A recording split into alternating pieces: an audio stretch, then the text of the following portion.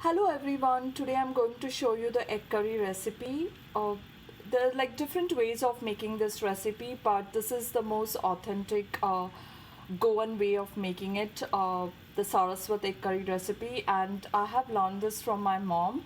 And whenever I make this, my friends, the children, everyone love this egg curry recipe. So let's get started. I boil my eggs generally in this system I have, where you can just add water and you can boil the eggs, and then you can close this lid. So when the eggs are boiled, it will you can see this blue light here.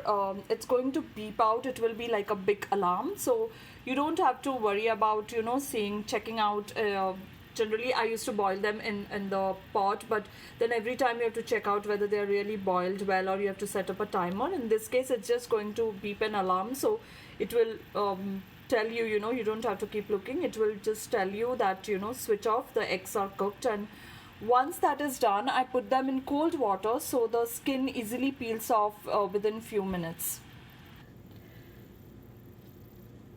So for this recipe, you really don't have to chop the onion into small pieces. You can keep like big pieces, because anyways we are going to blend it from the mixie, so you don't really have to chop it into small pieces. We are going to make a paste out of it. Also keep some onion pieces aside, because we are going to toss them with the coconut, shredded coconut. So we are going to make a different masala with the onions and the coconut. So keep them just separate, and then remaining coconuts we'll use for our paste. So to the heated oil, I have added a cumin seeds. When they started crackling, I added the onions, and I'll wait till they are golden pale or yellow in color. Like not really like yellow, but they are like pale golden in color. So I generally add salt at the beginning for most of my recipes, because when you add salt, the onions cook very fast. So I try to add salt to my recipes at the beginning. Now one thing is, when you're blending the onions, it's not necessary that you have to cook them too much. But for egg curry, if you really want to get that kind of authentic taste, it's better that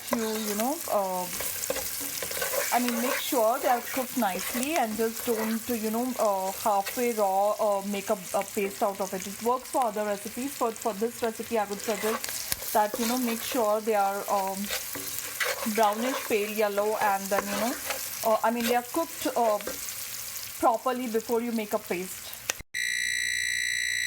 Now this is the alarm I was talking about. Once this alarm starts beeping up, that means your eggs are ready. So you can just switch it off. So I've added turmeric powder, some red chili powder, and a green chili. I have also added some garam masala. So I added some garlic pods and ginger to this gravy. I'm nicely blending all the spices, onions and ginger garlic and green chili. And parallelly on the other pan, I have been roasting coconut and onions to make another masala out of this. So as you can see, we have put the gravy, we did the prepared the paste of all the onions and spices from the blender, and I have added butter here on the pan, and I'm going to add the paste over here. So instead of butter, you can also add oil. Sometimes when I'm making authentic, I add butter, but on a regular basis you can just add oil, and then you can pour the blended paste to this. Wow, it's smelling also so nice. So we added some more water to this, and we are nicely going to let it cook for like 2 or 3 minutes. Now the coconut and the onions which we had roasted, we are going to make a paste out of them as well. So I'm going to use the same mixie bowl for making the paste. So you can see the nice blended paste of onions and coconut, and I'm going to add this to this cooked gravy. So you can see this was the gravy made out of coconut, the tomato puree, and all the spices. So if you want to add tomato puree, you can add, or if you want to skip tomato puree, you can skip. But this was the paste which we made, and this is the white color coconut and onion separate paste which we made like a masala. And we are going to nicely let this cook for another minute or so.